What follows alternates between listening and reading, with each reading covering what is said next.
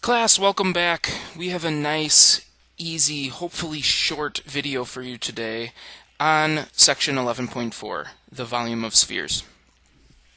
Alright, a sphere, I'm hoping we all understand what a sphere is. We've seen spheres before. Really, what a sphere is the set of all points in space that are a fixed distance from a given point called the center. All right. That fixed distance we know is called the radius. So when we define radius down here, we say that the radius of a sphere connects the center of the sphere to any point on the sphere. All right. So moving right along, not too crazy. Again, we've probably heard these words before, maybe in like geography class. What's a hemisphere? Well, it's just half a sphere. So what do we say? We live in the western hemisphere because we live in the west half of the earth, or on the west half of the earth. So yeah, a hemisphere is just half of a sphere. And then what you guys really care about, the formulas. All right, the formulas. So for the volume of a sphere with radius r, we say that it is v equals 4/3 pi r cubed. The explanation for that is a little bit tricky. If you guys really want me to, I can do a little demonstration in class. It's not quite as cool as the water, but it's something that I can do on the board if you guys are interested in it. If not, whatever. There's the formula. And then the volume of a hemisphere,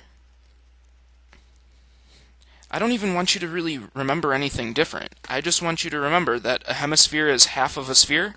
So 1/2 4/3 pi r cubed. Okay, all I did was take half of my sphere formula. We see that? I use the square brackets because later on when we plug in radius, a lot of the times we use normal parentheses. These brackets, guys, they're nothing crazy. It's just a different set of parentheses to hopefully keep you guys a little more organized when you're plugging stuff in. All right? So that's pretty much all for the notes, and I think we're ready to jump into some problems. So if we flip over and we look at something like number 1, we notice that we have a sphere. All right, so if we have a sphere, that means I'm going to use v equals 4/3 pi r cubed. Well, what do we notice? If we come over here to our picture, I see that my diameter is 10, which means my radius is 5, and I'm just going to go ahead and plug that radius in. 4/3 pi 5 to the 3rd power. All right, if we go through this with our calculator, I would just want you to type that in just how you see it. So 4/3 pi 5 cubed. 500 pi over 3. Centimeters cubed. If you want the exact, that you would just leave it like that. If you want to round, go ahead, double arrow, 523.6 centimeters cubed. Okay? Pretty easy stuff. Now, if we look at number 2, we clearly have a hemisphere. So I'm no longer using just v equals 4/3 pi r cubed. I am now using v equals 1/2 4/3 pi r cubed. Okay, so all I did was I tacked on that half because my shape changed. I still do the same exact steps. I plug in 4/3 pi 4 cubed.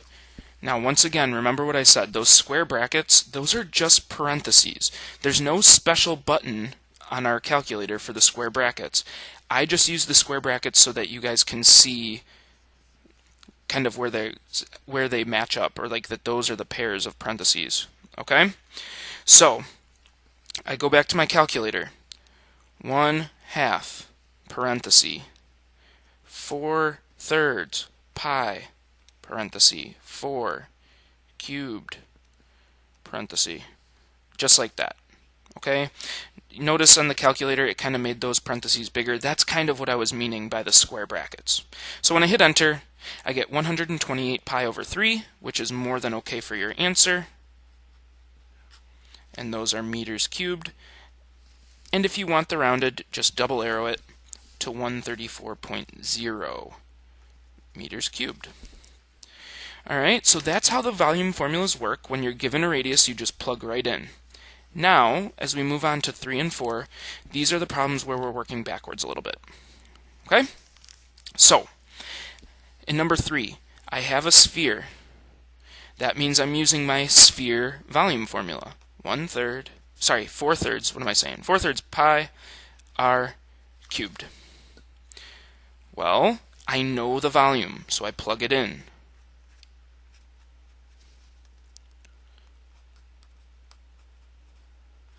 Alright, at this point in time, I want you to recognize that there are a couple of different calculations that we can do in order to get r alone. First thing I want to do, and maybe this will be easier moving forward on these problems, guys, if you see pi's on both sides, I just want you to cross them off. Just cancel them out. If you have a pi on both sides, they're gonna divide out. Now the last thing we have to do, how do we reverse? Right now we're multiplying r cubed by 4/3. Well, what I'm going to do is I'm going to multiply by the reciprocal. So if I multiply by 3/4 on both sides, what do we notice happens? Well, the 3's cancel, the 4's cancel. I'm just left with r cubed, which is what I want. And then if I come over here, 3/4 times 23/04, and I get 17/28. Okay? Now, at this point, I don't want you to freak out. Usually we have r squared here, right? In the past we've had r squared, so we take the square root of both sides. Well, now we have r cubed, so all we have to do is take the cubed root of both sides. On the calculator, that's this button above the caret. It's X and then the little radical symbol. That means you're going to take the third or the fourth or the fifth or the xth root of a value. So if I want the cubed root or the third root, I'm going to start by punching in a 3, and then I'm going to hit second and that button above the caret. So now I have the third root of 17/28. And when I hit enter, actually I should write this out. So 17/28 equals r cubed. So I cube root both sides. And what did we say? We said that r is equal to 12. So our final answer is 12 feet. Not that bad. Let's try something slightly more difficult, but again, basically the same ideas. Now we have a hemisphere, so I know that I'm going to use the hemisphere volume formula. Okay, 1/2 4/3 pi r cubed. At this point, guys, just to make our lives a little bit easier, I think I want to combine this half and the 4/3. What could we do? If I have a 4 in the numerator and a 2 in the denominator, well, I can kind of reduce. Okay, so really this is going to be 1 times 2 and 1 times 3 in the denominator, so this is going to look more like this. 2/3 pi r cubed. At this point, I'm ready to plug in the volume that's given. 486 pi equals 2/3 pi r cubed. What do we see on both sides? See you later to the pi's. And then again, to reverse a multiplication of 2/3, we're going to multiply by the reciprocal on both sides. So I go to my calculator, 3/2 times 486, I get 729. So 729 equals r cubed. This is the same exact thing as in the problem before. To get r alone, I need to take the cubed root, or the third root of both sides. So I do it. I hit it the 3, and then again I do that X root button, and then I punch in 729, and I get that the radius is equal to 9. Now at this point I would just be careful. It's asking for the diameter, so we can say that if we know the radius is 9, the diameter has to be 18.